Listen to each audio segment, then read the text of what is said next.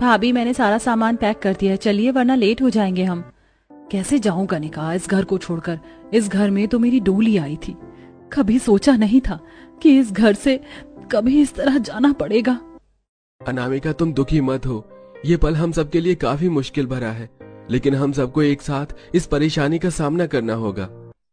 सभी लोग अपना अपना सामान उठाते हैं और रिक्शा पकड़कर सीधा रेलवे स्टेशन आ जाते हैं। कुछ ही देर में मदनपुर गांव जाने वाली ट्रेन रेलवे स्टेशन पर आती है और अब सब ट्रेन का सफर तय करते हुए मदनपुर गांव पहुंच जाते हैं। गांव में आते ही पूरे परिवार की हालत गर्मी से खराब होने लगती है। हे भगवान, भाभी इस गांव में कितनी ज्यादा गर्मी है, मेरा तो शरीर गर्मी से जलने लग गया। मैं तो खुद कई सालों के बाद अपने गांव आई हूँ, पहले तो यहाँ इतनी गर्मी नहीं हुआ करती थी। हम लोग शहर में एसी में रहते थे, इसीलिए हमें कभी इतनी गर्मी नहीं लगी, और अब गांव आए हैं तो हमें इतनी गर्मी महसूस हो रही है। घर में एक कूलर है, लेकिन इतने साल हो गए हैं, कहीं वो खराब ना हो गया हो। पूरा परिवार कड़ी धूप में कई देर तक पैदल चलकर शोभा के गांव वाले छोटे से घर में जा पहुंचता है। घर आते ही सबसे पहले अनुज घर के कोने में रखे छोटे से पुराने कूलर को चलाने की काफी कोशिश करता है, लेकिन लाख कोशिशों के बाद भी वो कूलर नहीं चलता। इसका मतलब हमें इतनी गर्मी में बिना कूलर पंखे एसी के रहना होगा। भैया मैं तो कभी एसी के बिना नहीं रही, मैं इतनी गर्मी में कैसे रहूंगी। घर के कोने में मुझे कुछ पड़े हुए हाथ के पंखे मिल गए। अब जब तक कूलर पंखे का इंतजाम नहीं हो जाता, इन हाथ पंखों से ही काम चलाना होगा। गर्मी से पूरे परिवार की हालत काफी ज्यादा खराब थी। पसीना मानो उनके शरीर से पानी की तरह बह रहा था।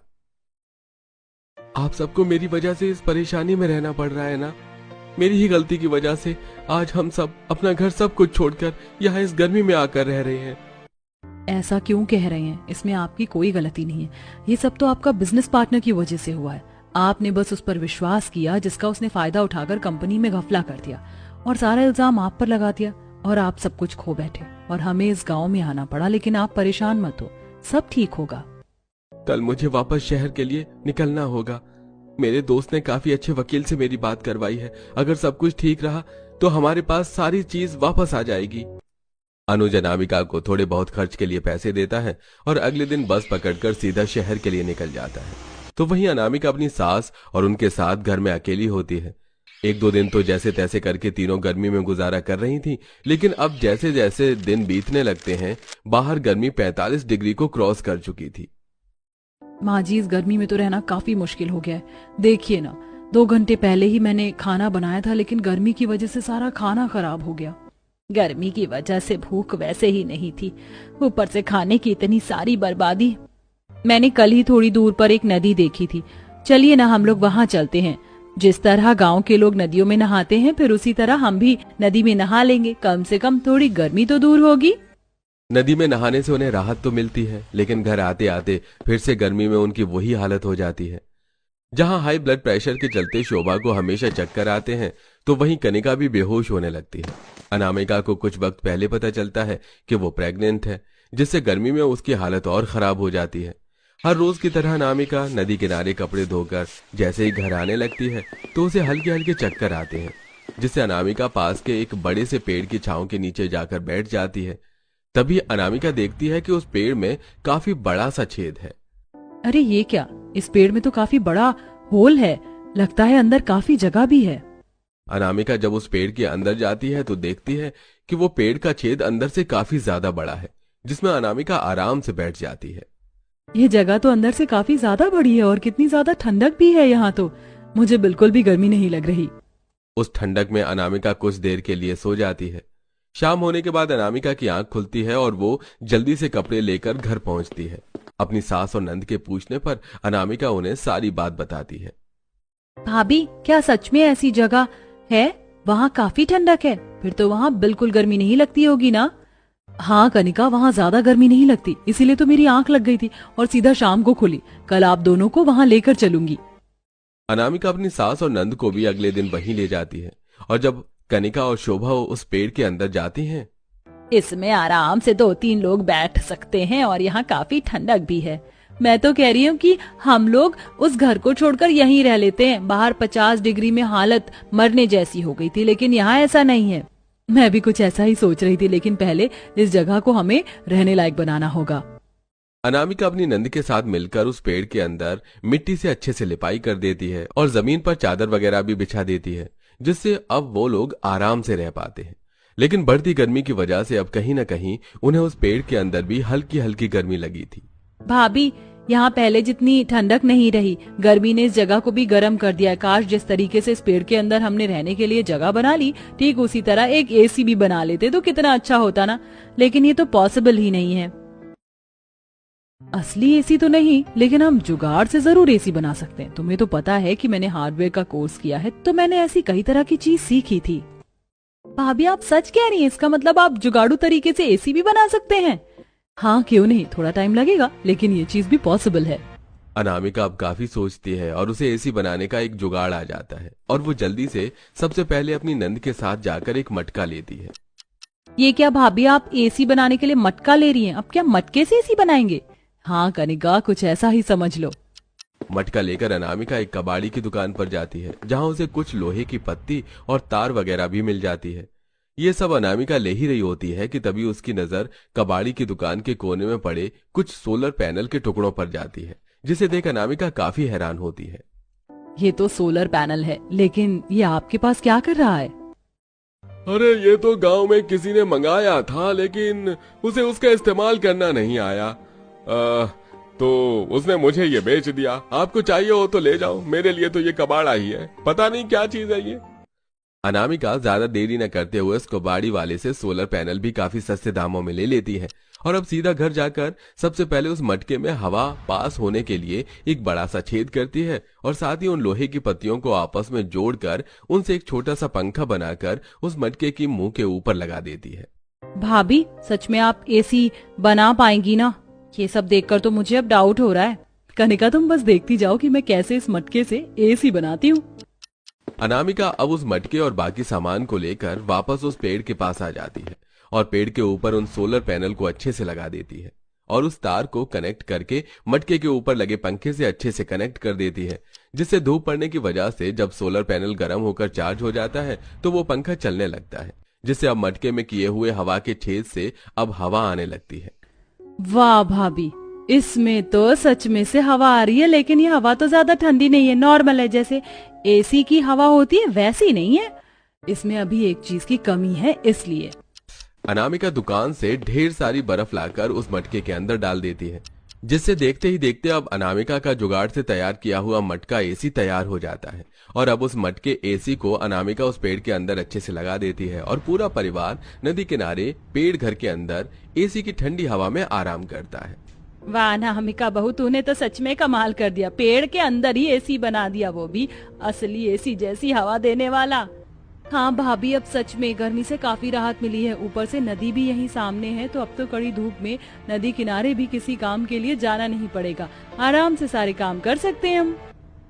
शोभा और कनिका अनामिका की काफी ज्यादा तारीफ करती हैं, जिसके बाद अब पूरा परिवार नदी किनारे अपने पेड़ के घर के अंदर एसी में आराम से गुजारा करता है।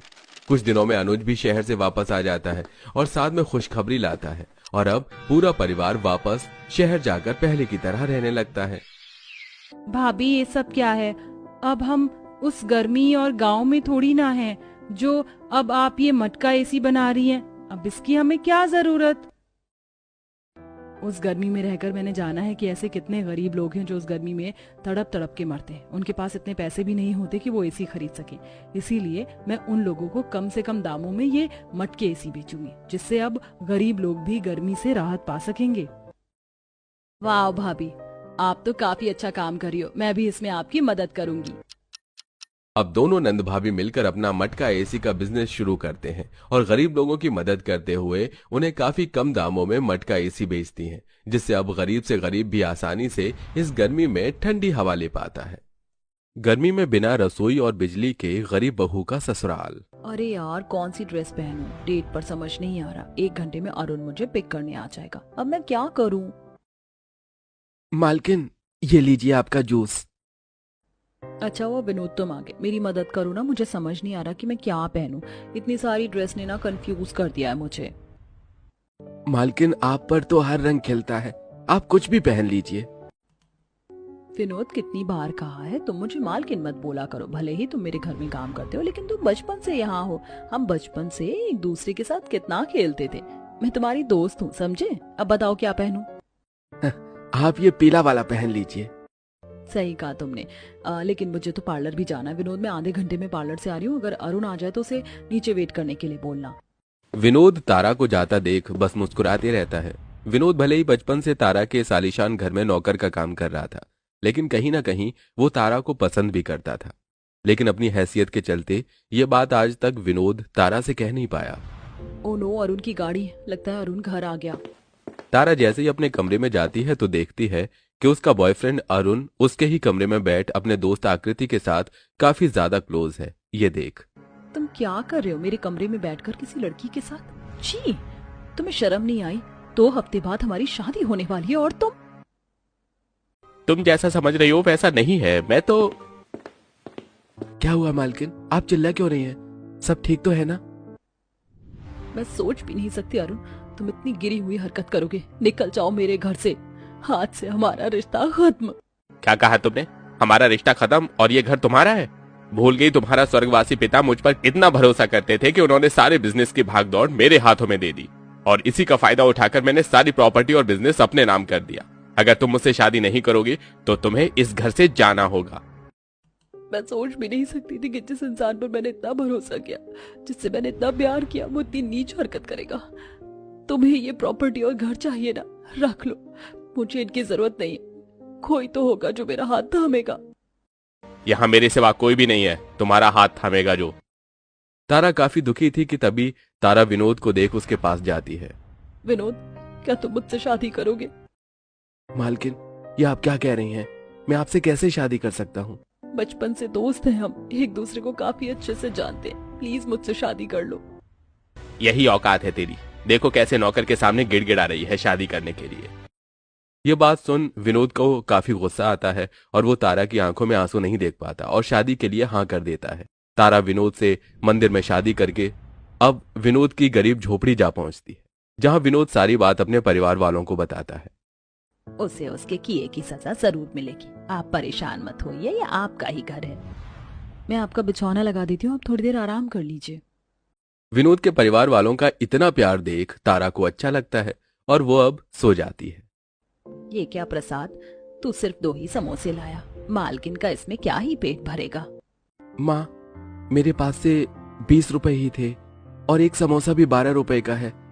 4 रुपए उधारी करके आया हूँ मैं। अरे मालकिन, आप उठ गई। माँ जी, अब मैं इस घर की बहू हूँ, कोई मालकिन नहीं।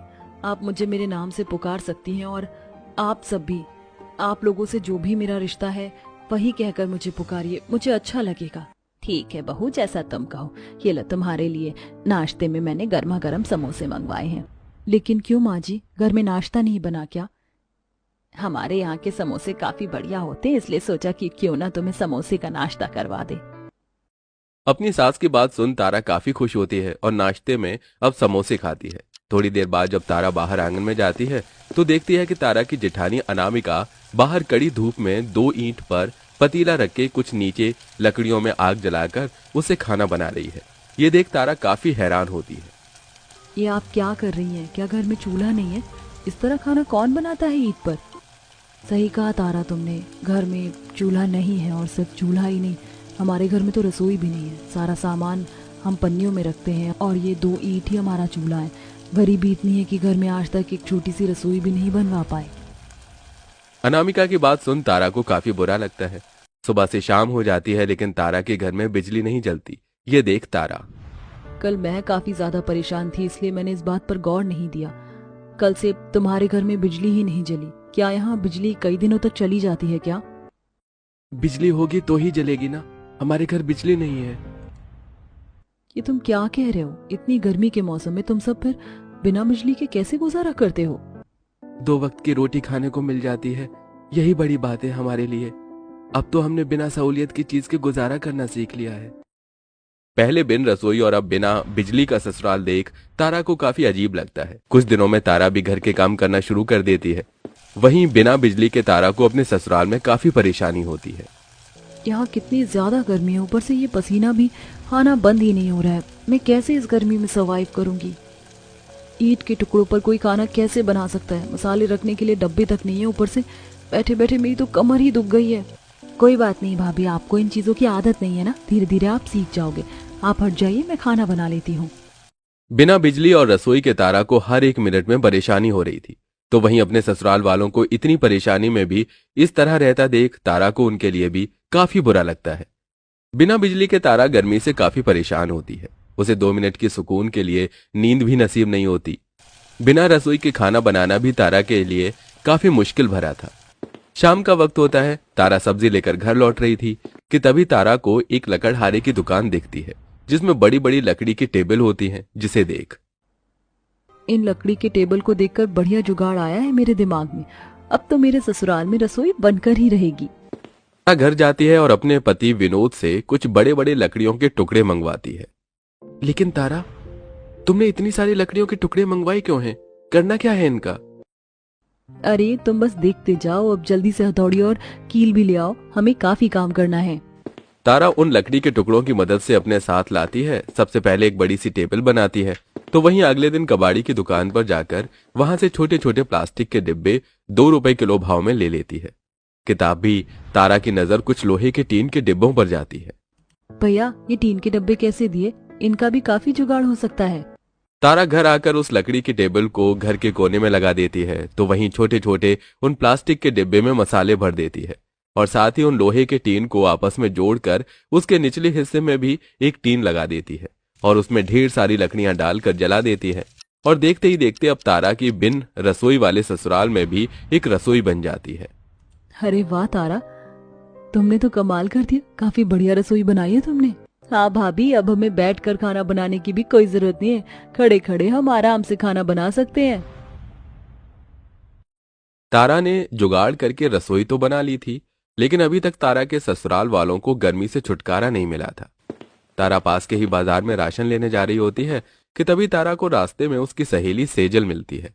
दोनों सहेलियां मिलकर काफी खुश होती हैं और अब तारा सेजल को अपने ऊपर बीती सारी बात बताती है। तारा तू फिक्र मत कर, सब ठीक होगा। जानती हूँ, वैसे तो आजकल क्या कर रही है?